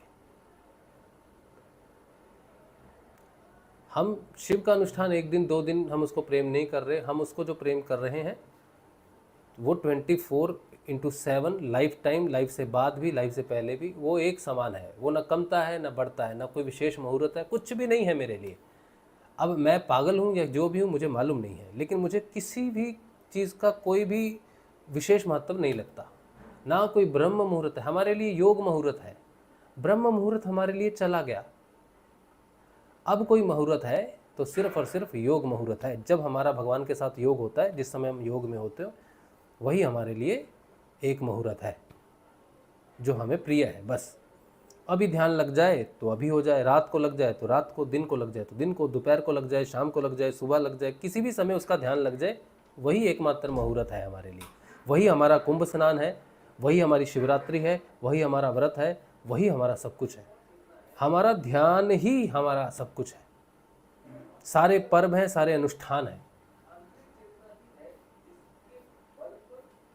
तो जिसे अभी तक ध्यान प्राप्त नहीं हुआ है उसके लिए हो सकते हैं सब कुछ, उसके लिए सारी चीज़ें हैं, वो सब कुछ करता रहे, कोई दिक्कत नहीं। लेकिन जिसके पास ध्यान है उसका तो आलिंगन हो गया पर ब्रह्म के साथ। क्या योग क्या है? आत्मा का परमात्मा के साथ मिलन है। और आप जितने भी अनुष्ठान व्रत कर रहे हो, क्यों कर रहे हो? लोग शिवरात्रियां क्यों मना रहे हैं, कुंभ स्नान क्यों कर रहे हैं? मोक्ष के लिए कर रहे हैं। मोक्ष कैसे मिलता है? भगवान के आलिंगन से मिलता है। तो जो ऑलरेडी भगवान के आलिंगन में है उसके लिए बाकी की चीज़ों का क्या? मैंने कर लिए, ये मेरा पहला जीवन नहीं है, अंतिम हो सकता है। मैंने कर ली, बहुत सारी शिवरात्रियां करके आया हूँ, अनेक शिवरात्रियां करके आया हूँ, अनेक व्रत करके आया हूँ, अनेक गंगा स्नान, तीर्थ स्नान, कोई ऐसा तीर्थ नहीं जो मैंने नहीं किया। इस धरती पर कोई तीर्थ नहीं जो मैंने नहीं किया, मैंने सब कर लिए हैं। कोई व्रत नहीं जो मैंने नहीं किए। मैं ध्यान तक हवा में नहीं पहुंचा हूं। तो जो पीछे मैं करके आ गया मैं पीछे क्यों जाऊं? मुझे अभी आगे जाना है। सत्संग बहुत दुर्लभ है, ऐसे ही प्राप्त नहीं होता किसी को। बहुत दुर्लभ है सत्संग। अंतिम प्राप्ति हो सकती है किसी योगी की सत्संग। सत्संग से आगे कुछ भी नहीं है। अंतिम उपलब्धि है साधना की सत्संग, जो योग के बाद प्राप्त होती है। और सत्संग का कोई अंत नहीं है। सत्संग अंतिम हो सकता है लेकिन सत्संग का कोई अंत नहीं है। यही है सब समय, हर घटना यही। ये साधारण नहीं है। हाँ, हो सकता है कि हमारे सत्संग में 4 लोग जुड़े हों, 6 लोग जुड़े हों, इससे फर्क नहीं पड़ता। कोई भी ना जुड़ा हो, मैं अकेला ही बैठा हूँ कंदराओं में, गुफाओं में, वहाँ भी मेरा सत्संग सत्य के साथ ही है, ईश्वर के साथ ही है। इसके लिए लोगों की भौतिक रूप से जरूरत नहीं है। सत्संग वो है जिसके लिए भौतिकता की जरूरत नहीं है।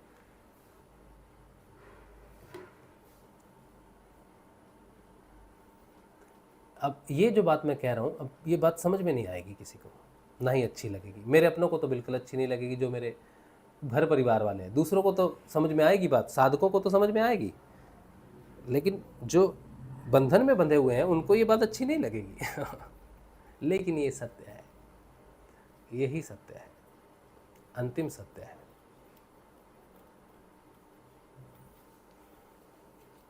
जो दुख में गया वो वापिस आएगा, जो शांति में गया वो समा जाएगा। तो शांति जो है वो जीवन का वो जीवन में आ गई तो फिर कोई टेंशन नहीं होती। ठीक है, चलिए। अब ये बात रही जो मैंने आपको बता दी है। अब ये प्रश्न था सत्संग पे, शिवरात्रि के ऊपर में व्रत करना है कि नहीं करना है। तो ये आप पर निर्भर करता है कि आप अगर गुरु की भक्ति में लगता है आपको कुछ ऐसा नहीं है जो आपको व्रत से मिलेगा तो करना चाहिए। शिव को आप देखें, शिव को बेलपत्र चढ़ाओ, जल चढ़ाओ, सब कुछ चढ़ाओ, ठीक है। और शिव से वो मांगो जो गुरु ना दे सकता हो। उसे कह दो, शिव को कह दो कि शिव हमें वो दो जो गुरु ना दे सकता हो। तो शिव आपके सामने हाथ जोड़कर खड़ा हो जाएगा। हाँ भाई, ये तो ऐसा कुछ नहीं है जो गुरु नहीं दे सकता वो मैं दे दूं ये ऐसा कुछ नहीं है, तो जाओ। तो कुछ नहीं है शिव के पास। उसके पास सबसे बड़ी जो संपत्ति है वो गुरु है। वो स्वयं गुरु है, वो स्वयं उसके अंदर जो तत्व है, शिव ही आदि गुरु है। इसीलिए तो शिव शिव है ना। तो शिव से पूछ लेना कि वो फल दो जो गुरु ना दे सकता हो। तब देखो क्या देता है शिव कुछ भी नहीं है उसके पास। जो हाँ, शिव के पास एक चीज़ है, शिव प्रसन्न हो जाए तो गुरु प्राप्त होता है। ये बात है। जिसके पास गुरु ना हो, जिसके पास गुरु समर्थ सदगुरुदेव ना हो, वो शिव की तपस्या करो, उपासना करो और शिव से मांगो कि हे शिव वो दो जो सबसे उच्चतम विषय तुम्हारे पास सबसे बड़े जो भी है वो दे दो, तो वो गुरु ही देगा तुमको। शिव गुरु देता है, शिव स्वयं गुरु है, वो स्वयं आ जाएगा गुरु बनकर किसी न किसी रूप में। हमें तो उसी ने दिया, हमें तो शिव ने ही दिया कि यही है, और जो हमें मिला है अब उससे ज़्यादा कुछ भी नहीं है उसके पास देने के लिए, क्योंकि वो उसने स्वयं को ही दे दिया। जो स्वयं को दे दिया अब और क्या दे है? जिसने स्वयं को ही दे दिया अब उसके पास और देने के लिए क्या बचा? बस यही बात है। चलिए, हर हर महादेव। चलिए, राम सिंह, क्या ये स्थूल शरीर शब्द में परिवर्तित हो जाती है? क्या ये कथाएं सब सच है? ऐसा वास्तव में हुआ था? मुझे मालूम नहीं है। घर में कमरे में ऊपरी विंडो के कबूतर ने अंडा दिया था, वह घर के अंदर था और नया घर बन रहा था, तो मैंने उसे वहाँ से भगा दिया और उसका अंडा गिरा दिया जो घोंसले में था। तो क्या ये कर्मफल पाप के रूप में भोगना पड़ेगा? बिल्कुल भोगना पड़ेगा। जब तक तुम कर्म में विश्वास करते हो, जब तक तुम अकर्मी नहीं हो, जब तक तुम सिद्धियों की साधना में गुरुदेव की बातों पर तुम्हारा यकीन नहीं है, तब तक तुम्हें सब भोगना पड़ेगा। या तो गुरु जी के ऊपर में विश्वास करके चलो और अपना जीवन को जियो, व्यर्थ की चिंताएं मत करो, ठीक है? या फिर तुम सोचो, जब तक तुम सोचोगे कर्म के बारे में तब तक तुम्हें उसका भोग भोगना ही पड़ेगा। सत्संग जल्दी से जल्दी आरंभ किया जाना चाहिए भाई, हमको नींद आती है, सुबह जल्दी उठना पड़ता है। इसका कारण ये है कि देखिए, मेरे पास कुछ बच्चे पढ़ने के लिए आते हैं, 4-5 बच्चे पढ़ने के लिए आते हैं। उनका समय, उनका स्कूल रहता है, ठीक है? स्कूल 4 बजे तक वो आते हैं। 4 बजे आने के बाद बच्चे थोड़े थक जाते हैं, ठीक है, या कोई दूसरा, तो मैं उन्हें उस समय नहीं बुलाता हूँ। 6 बजे हमारा ध्यान का समय रहता है, इसलिए हम 6 बजे भी उनको नहीं बुलाते। 7:15 तक, 7:30 तक हम किसी को नहीं बुलाते। 6 से 7:30 का समय हमारा ध्यान का है, उसमें हम किसी को नहीं बुलाते। 7:30 बजे हम उनको बुलाते हैं, और हम जब उनको पढ़ाते हैं तो फिर हम समय नहीं देखते, फिर हम उनको पढ़ाते हैं और वो समय फिर 9, 9:30 बज जाते हैं ऐसे, ठीक है? फिर हमको थंबनेल बनाना पड़ता है, इसकी वजह से देरी हो जाती है, इसकी वजह से देरी हो जाती है। इस बच्चों को पढ़ाने का जो कारण है वो ये था कि सत्संग में सहयोग नहीं है। सत्संग में सहयोग जो आता है उससे हमें परिवार को चलाने में थोड़ी दिक्कत कभी हो जाती है। कभी कभी सहयोग बहुत अच्छा आ जाता है, एक बार में किसी गुरु भाई ने दे दिया तो बच्चे की फ़ीस देनी हो जाती है, कोई चीज़, कोई हमारा कर्जा बढ़ा हुआ है, कहीं कुछ है रुका हुआ है, वो सब हम निकाल देते हैं। तो साल में 1-2 बार कुछ ऐसा होता है कि हमारा सब चुकता हो जाता है सामान। लेकिन हर महीने में जो हमें सहयोग मिलता है वो उतना नहीं होता कि परिवार ठीक ठाक चले, ठीक है? थोड़ी कमी हो जाती है। तो उसके लिए हम बाहर कोई काम करने के हमने बड़े प्रयास किए, बिज़नेस करने का बड़ा प्रयास किया, कुछ ना कुछ करने का प्रयास किया, तो वो नहीं होता है। उससे सत्संग बिल्कुल डिस्टर्ब होता है। रात को 1:30 बजे होता था सत्संग। तो हमने फिर निश्चय किया कि हम क्या करें। तो एकमात्र ये शिक्षा ही है जो मुझे बच्चों से बहुत कुछ सीखने को मिलता है, और बच्चों की संगति मुझे बहुत अच्छी लगती है। बच्चों के साथ समय बिताना मुझे अच्छा लगता है। तो हमने बच्चों को पढ़ाने का निश्चय किया। तो अभी 4-5 बच्चे, 4 बच्चे शायद 4 हैं, 4 आते पढ़ते, तो उनका समय रहता है शाम का। और अभी उनके सबके एग्ज़ाम चल रहे हैं, तो ज़्यादा ध्यान देना पड़ रहा है उन पर। और अब हो सकता है कि 1-2 बच्चे और बढ़ जाएंगे। तो सत्संग का जो समय है वो 9:30 से 10:30 के बीच का ही रहेगा। इसमें अब हम कुछ कर नहीं सकते, ठीक है? तो अब हम आपकी समस्या समझते हैं। अब देखते हैं गुरुजी हमारे लिए कैसा समय निकालते हैं, क्या करते हैं, क्या नहीं करते हैं। तो इसीलिए आप हमें माफ़ कर दीजिए इस विषय में। हम प्रयास करेंगे कि कुछ हो ऐसा, पर हमारे हाथ में नहीं।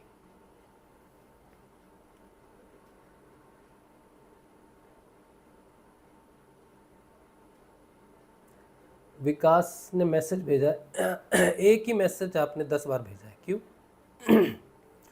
एक ही मैसेज 10 बार भेजने की ज़रूरत नहीं है विकास। एक ही मैसेज एक ही बार भेजिए, उसी से हो जाएगा। तो ये कह रहे हैं, गुरु जी ध्यान करते समय नींद में चला जाता हूँ, क्या करूँ?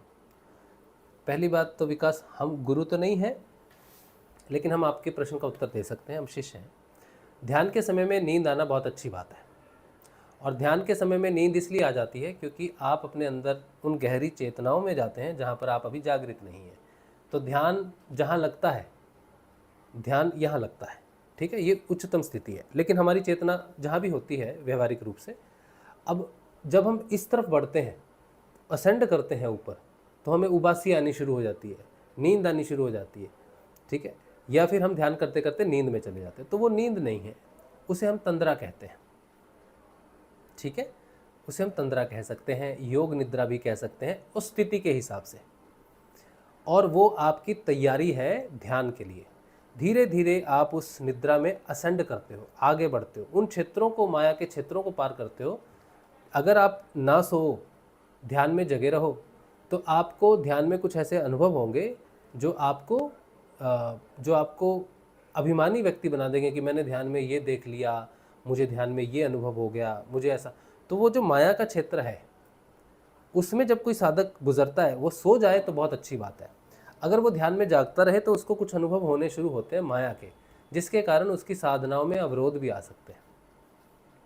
तो कोई ध्यान करते करते सो रहा है, ये सबसे अच्छा है कि सोते सोते उन क्षेत्रों को पार कर ले, और जब वो वहाँ पहुँच जाए जहाँ उसको ध्यान लगना है, उसके बाद फिर आपको नींद नहीं आएगी। फिर आप अपने शरीर से सीधा प्राण में जाएंगे, प्राण में शरीर में पहुँच जाएंगे।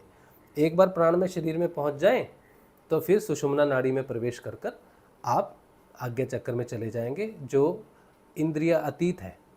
वहाँ पर आपको पता चलेगा कि आप सो नहीं रहे हैं, बल्कि आप कहीं थे। कहाँ थे ये मालूम नहीं चलेगा वो अगले समय तक, अगली स्थिति तक।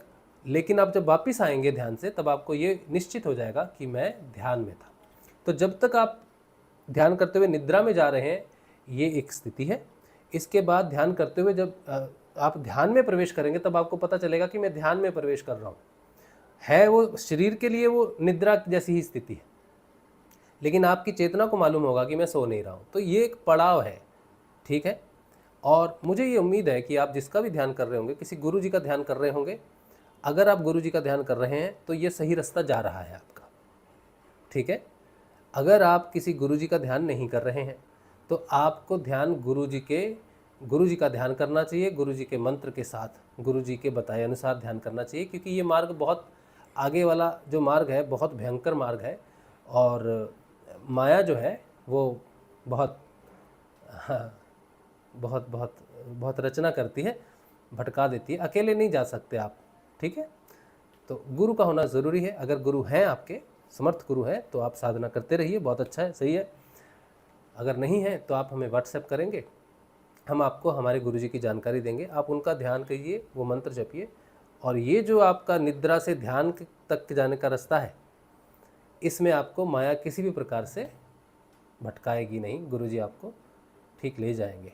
तो हमें तो हमारे गुरुजी ही लेके गए ध्यान तक, तो हमने बीच के माया के क्षेत्रों की वो विभूतियाँ, अनुभूतियाँ, उनमें हमारा कोई इंटरेस्ट था भी नहीं, और गुरुजी ने हमें वो कुछ दिया भी नहीं, सीधा ध्यान का अनुभव दिया।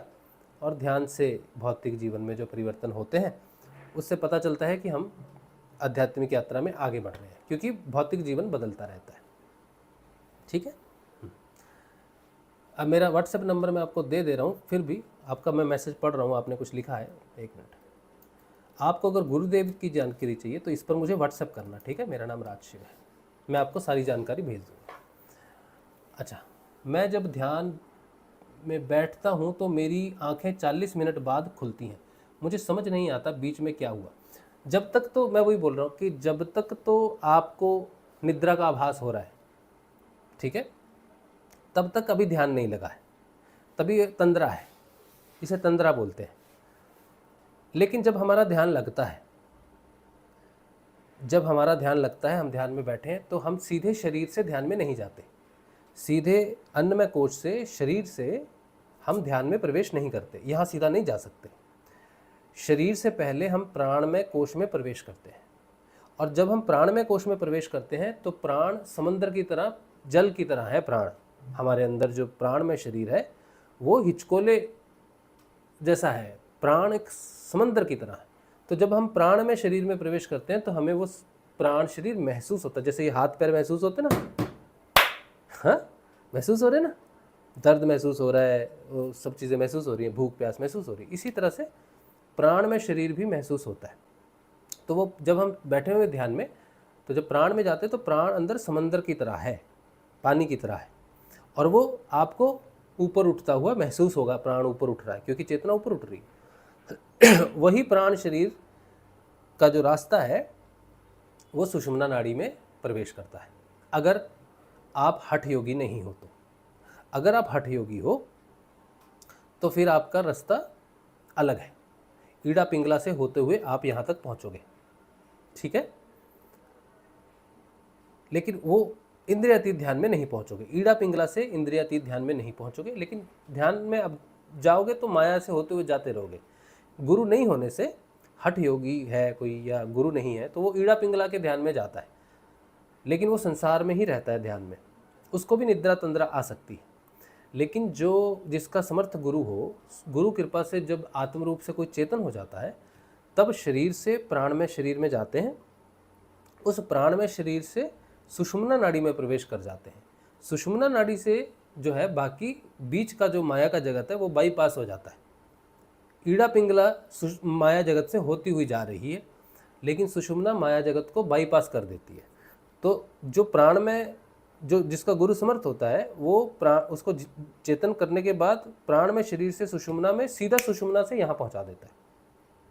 अंतिम क्रिया उसे प्राणायाम होती है, प्राणों की ही क्रिया अंतिम है, चाहे वो अंदर महसूस होते हैं, तो वो सीधा यहाँ पहुँचता है, और जैसे ही वो प्राण में पहुँचता है वो यहाँ कब पहुँचता है उसको पता नहीं चलता है, गया तो ध्यान में गया, लेकिन उसे पता चल जाता है कि मैं प्राण में शरीर में हूँ, मुझे प्राण महसूस हो रहा है, हिचकोले मारता हुआ प्राण महसूस हो रहा है, ठीक है। और जब वो वापस आता है तो धीरे धीरे उसकी चेतना शरीर में वापस आती है और वो पहचानता है कि मैं कौन हूँ, क्या हूँ। हम जब सो के उठते हैं तो हमें पता होता है कि हम सो के उठ रहे हैं, मैं सोया हुआ था, लेकिन जब हम ध्यान से वापस आते हैं तो वो 5-7 सेकंड हमें सिर्फ अपने आप को पहचानने में लगते हैं कि मैं कौन हूँ, कहाँ हूँ, बैठा हूँ, जीवित हूँ। कई बार तो ऐसा लगता है कि मैं मर गया था, बड़ा डर लगता है ध्यान से बाहर आने के बाद। अल्लाह, ऐसा लगता है कि मैं ज़िंदा हूँ कि नहीं, सांस चल रही है कि नहीं। तो इस तरह के भी अनुभव होते हैं। तो मैं आपसे यही कहूँगा कि आप जो भी कर रहे हो, ध्यान कर रहे हो, आपको शुभकामना है, लेकिन आप गुरु के बिना जो है इस पथ पर आगे न बढ़े, गुरु के साथ आगे बढ़े। और समर्थ सदगुरुदेव जो है, मैं गुरु नहीं हूँ, मैं शिष्य हूँ, मैं आपको गुरु जी की जानकारी भेज दूँगा, तो उनके साथ बढ़िए। अगर आपके गुरु हैं तो बहुत अच्छा है, आपकी भी जय हो, आपके गुरु जी की भी जय हो, ठीक है। मैंने आपका नंबर दे दिया है, आप मुझे व्हाट्सएप करना, मैं समय मिलने पर आपको सारी इन्फॉर्मेशन भेज दूँगा, ठीक है। चलिए तो आज का जो सत्संग है वो भगवान श्री गुरुदेव के श्री चरणों में रख देते हैं। कल मिलेंगे हम लोग, कल के ध्यान में और कल के सत्संग में। कल का सत्संग भी लेट होगा क्योंकि बच्चे का एग्ज़ाम है परसों, तो कल वो आएगा पढ़ने के लिए, तो लेट हो जाएंगे। बाकी हम प्रयास करते हैं कि थोड़ा जल्दी हो, कैसे हो पता नहीं, प्रयास करेंगे। चलिए, जय श्री गुरुदेव, जय श्री दादा।